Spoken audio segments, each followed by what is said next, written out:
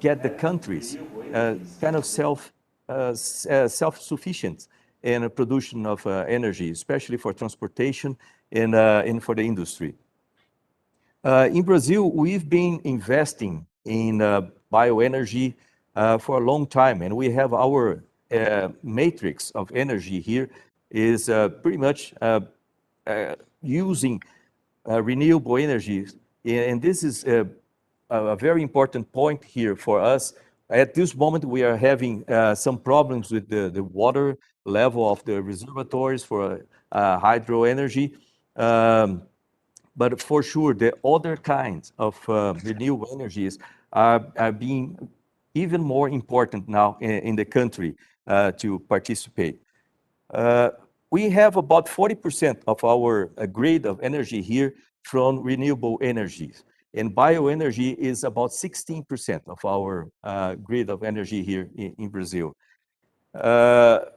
We started the program for ethanol in 1933 here in Brazil. It's a very, very old program that we've been working since then, investing in this kind of technology and the infrastructure for this. As a test pilot, my old career in the Air Force, I had a chance to fly even an Air Force airplane using ethanol as the fuel for the engine of that airplane. And this is important to emphasize how Brazil has driven the fuel here in Brazil to the ethanol and other biofuels here. In 1975, the government started a program that we call Pro-Álcool or Pro-Ethanol here in Brazil. And nowadays we have 381 ethanol plants in Brazil, and they are able to produce about 35 billions of liters of ethanol by year here in Brazil. And we use a high percentage of ethanol in our fuel. For 18 years, we've been working in flex fuel cars here in Brazil. And they are the majority of the cars running in Brazil at this moment.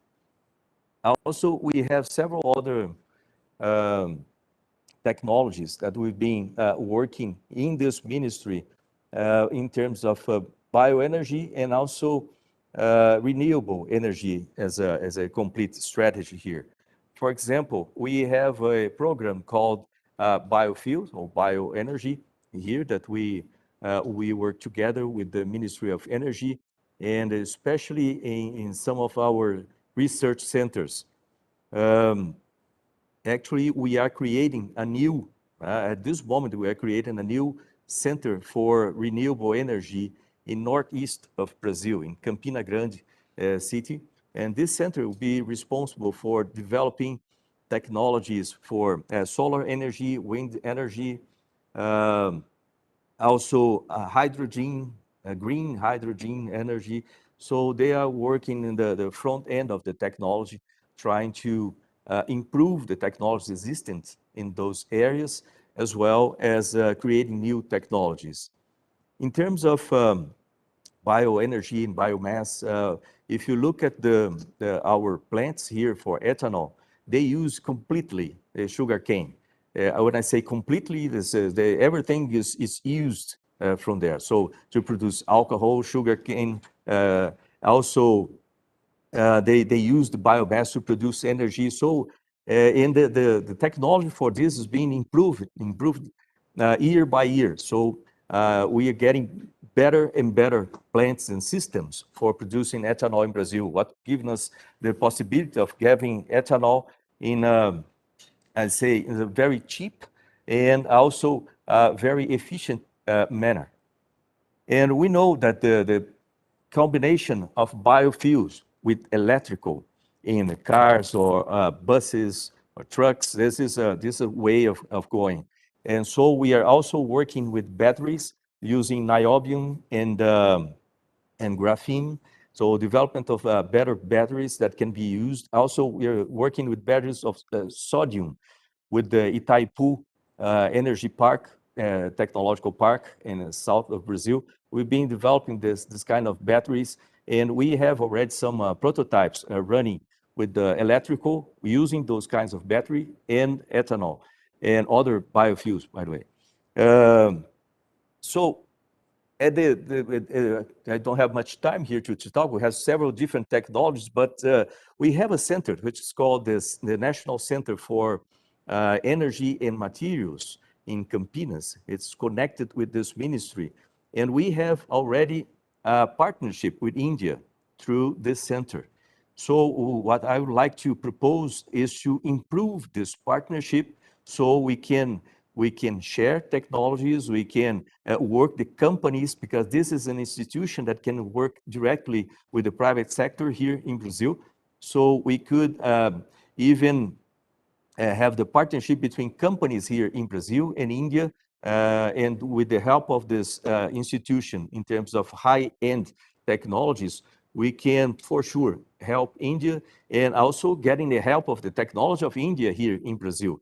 As I said at the beginning, I'm really impressed with the technology of India. I remember my time in NASA as well. I had the chance to work with several engineers from India, and I really admire the quality of your professionals in India. And for sure, we can connect our research centers, we can connect our production sector or the companies, India and Brazil. And you can count with the Ministry of Science, Technology and Innovations here, the government with Brazil, and with me personally, to help for this cooperation to be improved even more. So India is one of our preferred partners here in Brazil. President Bolsonaro always say about this, the importance of our partnership with India, and for sure, he also is going to approve and to help us with this cooperation. So thank you very much. Count on Brazil, count on the Ministry of Science, Technology and Innovation, count with our technology here to help. Thank you very much. Thank you. Thank you very much, Mr. Ponte, Minister. Great story from Brazil.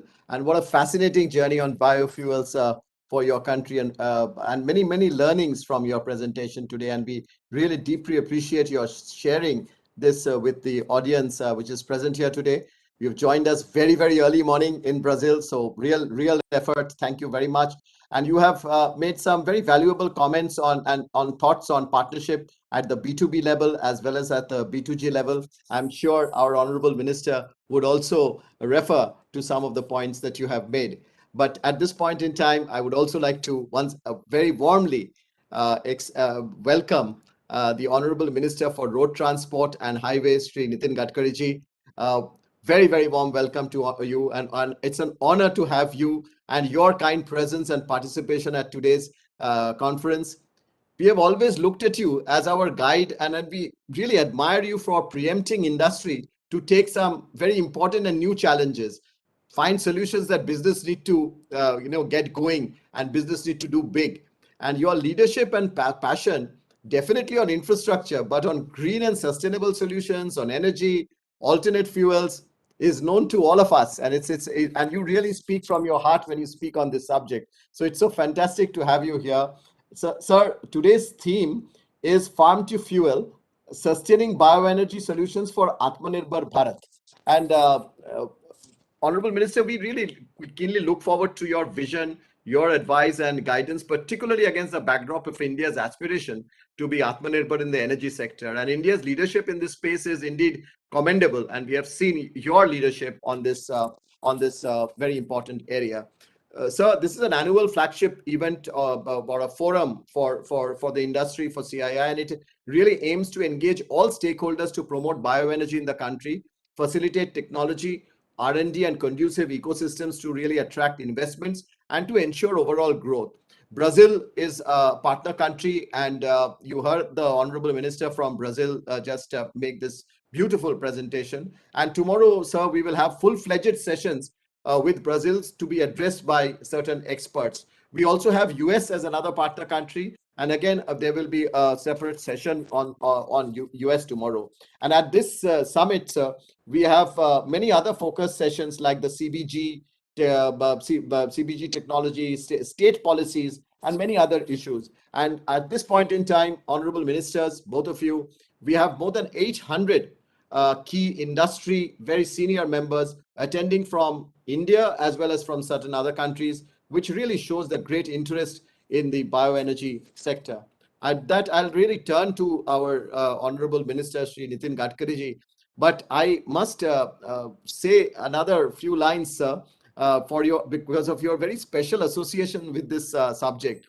Your views for India to aggressively shift to use of alternate fuels, ethanol, methane, biodiesel, has given birth to many, many initiatives today by the central as well as the state government, and encouraged all of the people in the industry to venture into this area of alternate fuels. I'll just take one recent example.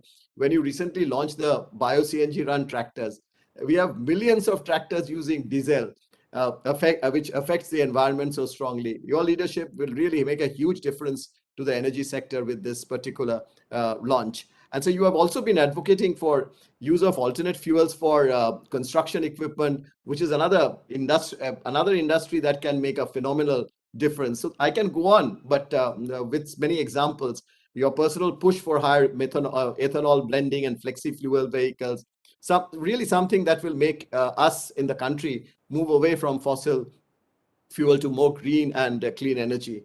Great honor and a great privilege to have you with us. With that, I invite you and request you, Sri Nitin Gadkari, our chief guest, to give the inaugural address.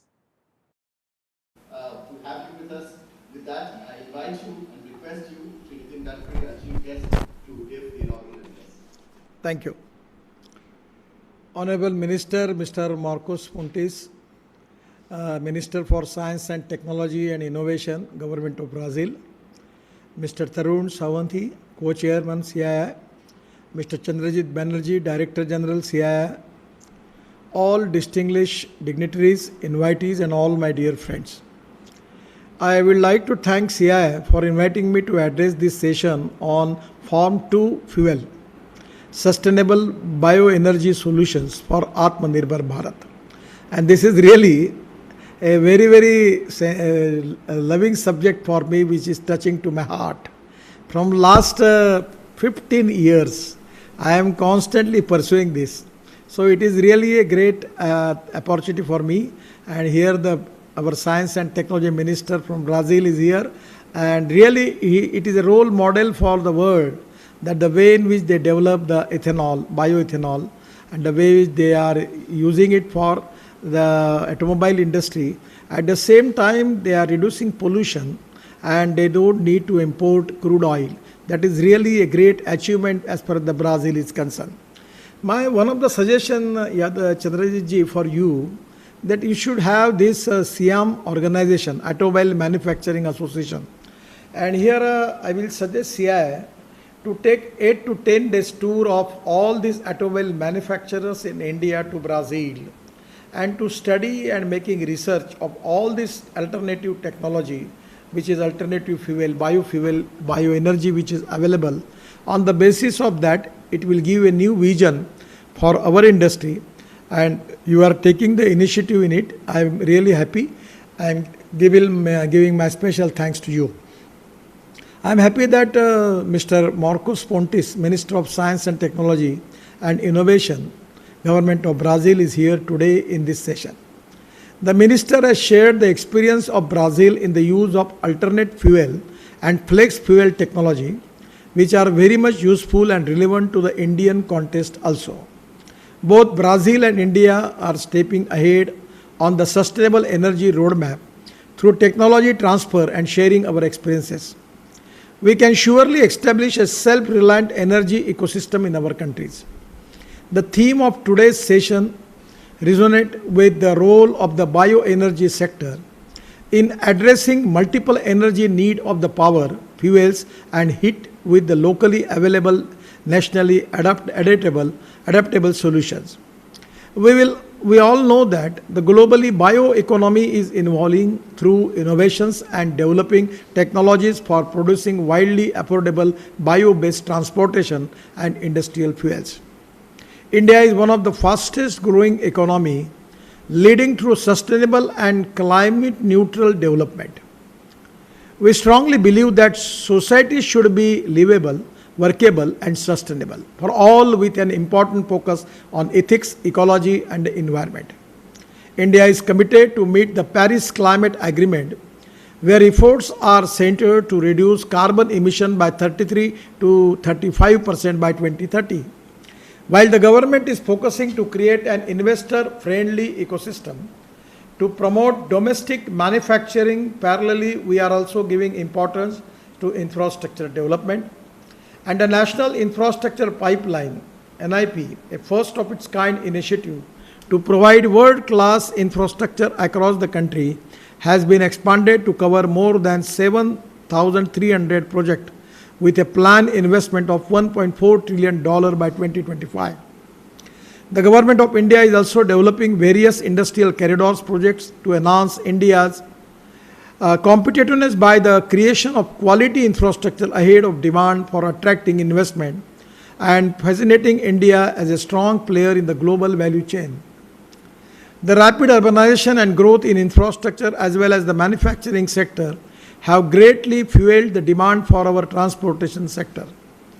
Today, India consumes about 30% of the world's oil and petrol diesel needs. And unfortunately, our energy demand is heavily import dependent, that is 85% for crude oil, 53% for gas and 24% for coal. We are spending over $160 billion on their imports. Further, India is the world's third largest emitter with the 3.6 gigatons of CO2 equivalent across all sectors. These issues have a huge impact on the economy, environment and human health. The calls for ensuring energy security for India and therefore the emphasis of the government is to reduce important dependence, the uses of fossil fuels and the environmental pollution issues, driving a strategic role for biofuels in the Indian energy basket. We are consistently taking necessary steps to decarbonize the transport sector by reducing the harmful greenhouse gas emissions. We are committed to adopt import substitute, cost-effective, indigenous and pollution-free modes of transport in the country. Till now, India has made significant progress towards improving green energy access while increasing the integration of renewable energy. And our agriculture is our real strength and we are intended to diversify it into the energy and power sector. India's fuel energy security can be well supported by agriculture. It provides opportunities for concepts such as waste to wealth and waste to energy and ultimately leading to the benefit of all. These targets will be achieved through a 5-phase strategy which includes adopting biofuels and renewables, implementing energy efficiency norms, improving refinery processes, increasing domestic production, and achieving demand substitutions.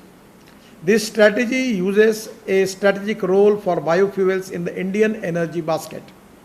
The announcement on advancing of the target year for 20% ethanol blending for 5 years to 2025 and 5% blending of biodiesel in a diesel by 2030, directing oil companies to sell 20% ethanol blended petrol from April 1, 2023 and BS specification for higher ethanol blends.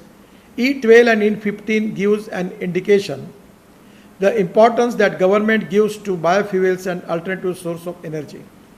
Particularly for ethanol, I always make it a point to highlight the success story of how Brazil has managed to effectively utilize blends of ethanol and even flex engines.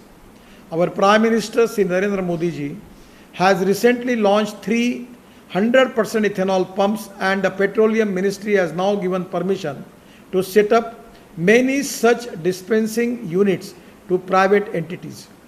My vision is that with the surplus sugar, rice and maize, India can completely transform the fuel landscape in India by introducing a circular economy of ethanol.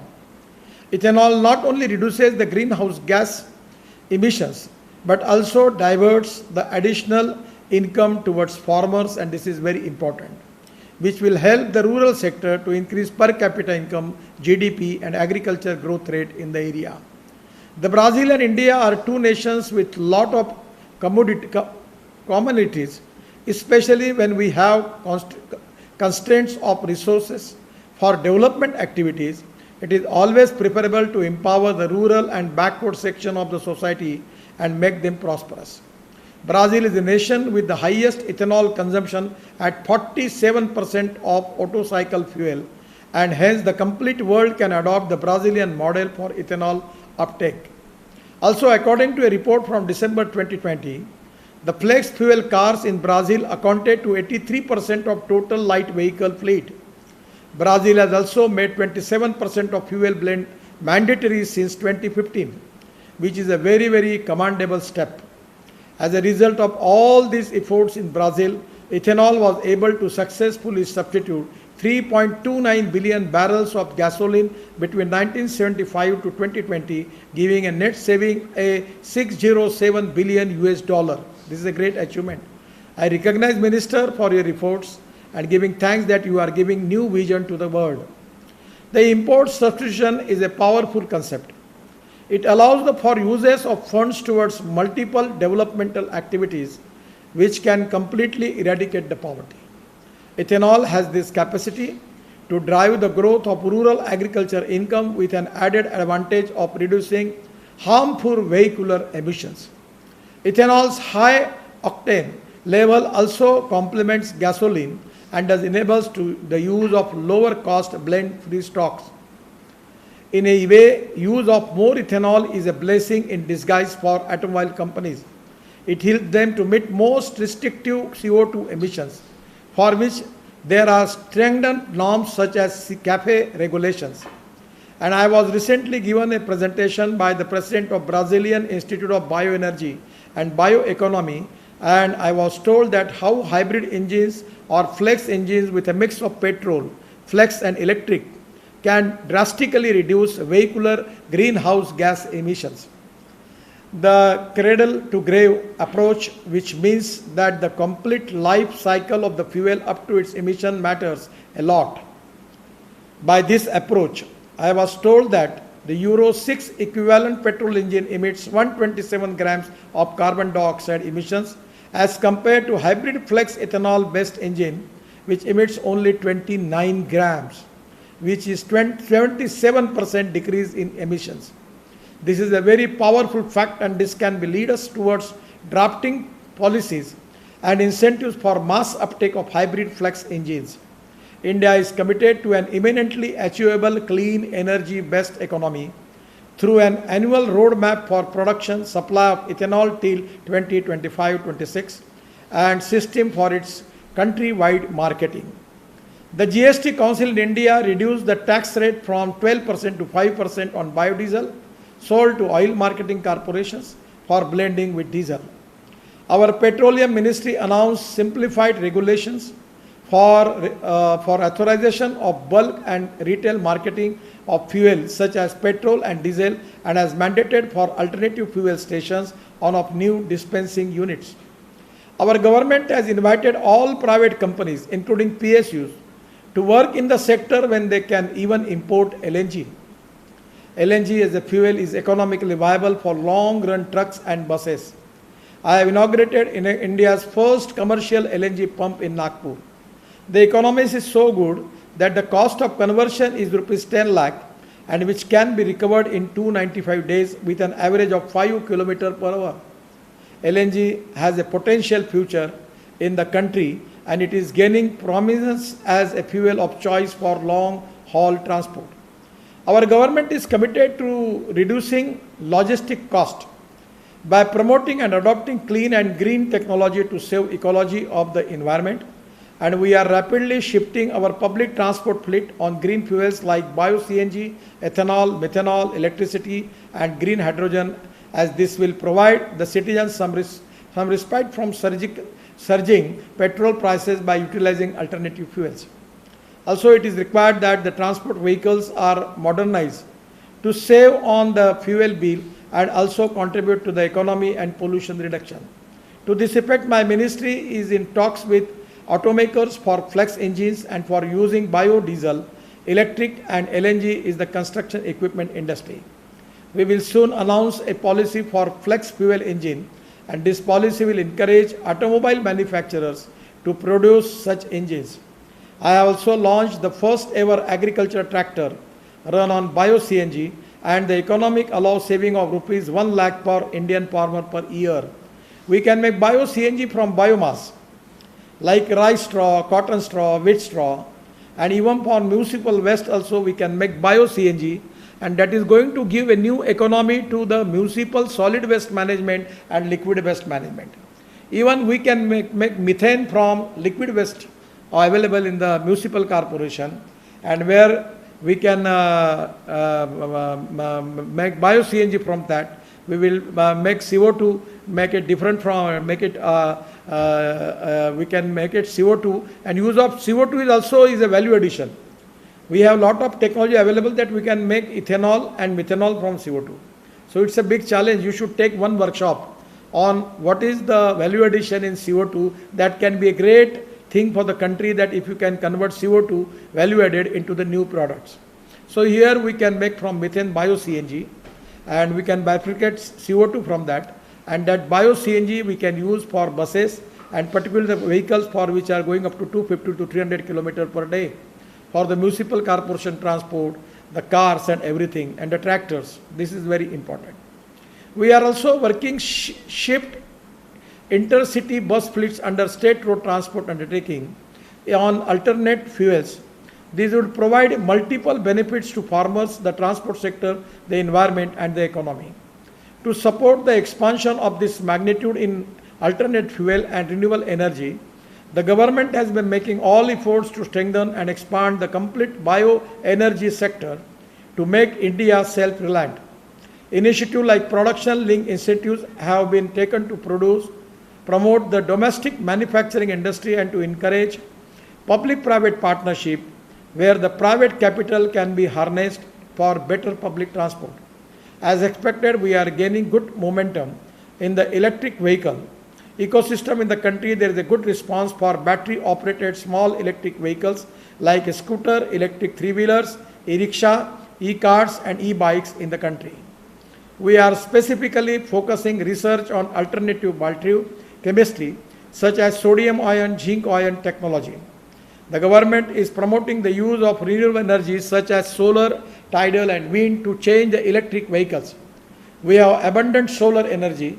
Solar generated electricity charges are very low and ensure a zero carbon emission cycle in electric vehicle in ecosystem. As we all know that the green hydrogen is made by splitting water using renewable power over time. The green hydrogen as an energy carrier can replace some of our energy imports. Green hydrogen is a zero carbon fuel and sustainable alternative to coal, oil and gas based energy sources. 70% of green hydrogen production cost come from electricity cost. Hence, we are emphasizing surplus electricity from renewable energy sources, which can enhance green hydrogen production economics also. And there is a huge potential for that. The green hydrogen will be an ideal power source for energy intensive industries like refining, steel, cement, fertilizer, mining and industrial heating. Our government has already announced a national hydrogen energy mission, where about $110 million has been set aside to establish hydrogen-based energy ecosystem in the country. We are focusing on the development of technology for the production of hydrogen and e-fuels, and we are specifically focusing research on production of green hydrogen from non-conventional sources such as sewage water. India is focusing on hydrogen fuel cell electric vehicle technology exclusively for heavy long distance trucks, buses, marine and aviation application. We are also planning to run a railway, metro and long-term intercity buses on green hydrogen. Both battery electric vehicle and fuel cell vehicle technologies are complementary to each other, and we are all set to overtake fossil run automotive by 2050 in the country.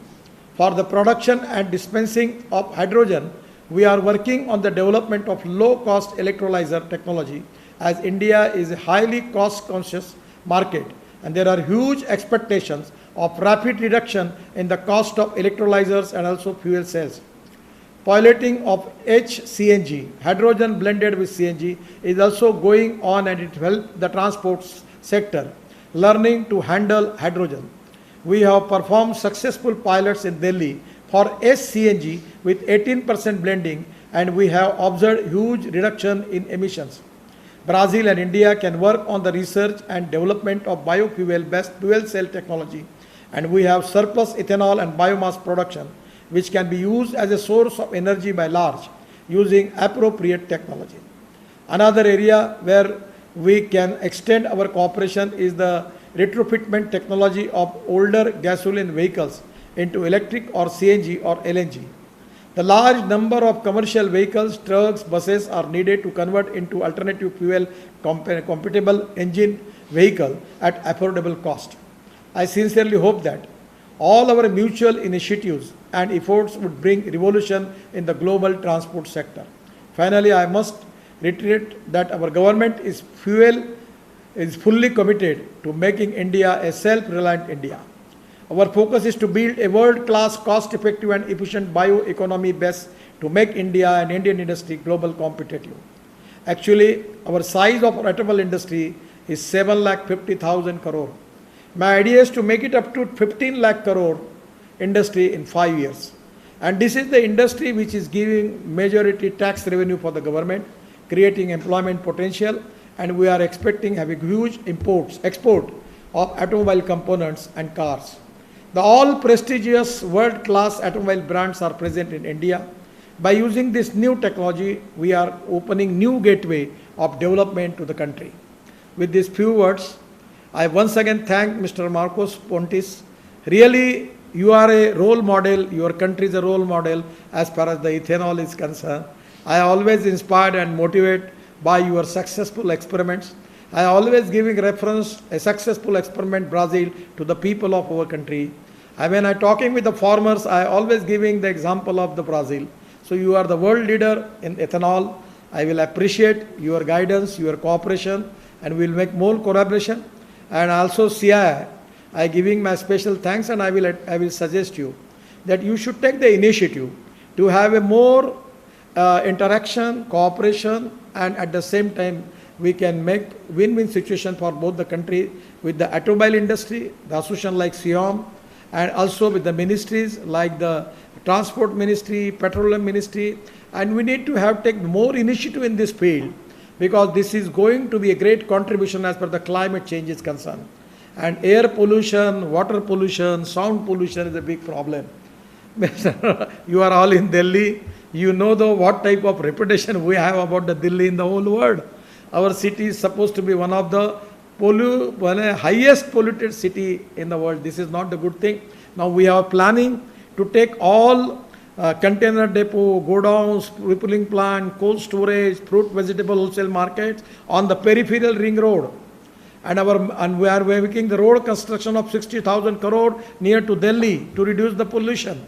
And if we can take using the successful experiment of Brazil, we will reduce the air pollution in Delhi and we will increase the reputation as far as the ecology and environment is concerned that Delhi is free from all type of pollution. That is really a very, very important task and agenda for all of us and also for CII and people like you. Your initiative is really, really very good. The subject is very much touching to my heart. I am giving my special thanks to you and also the thanks to Honorable Minister of Brazil. It's really a great pleasure for me to interact with him. Thank you very much. Namaskar. Thank you, Honorable Minister. Sustainability, we see the passion, we see the knowledge, we see your vision, and we feel excited. We feel ourselves extremely, extremely well guided, and we commit once again to work with you under your leadership to really take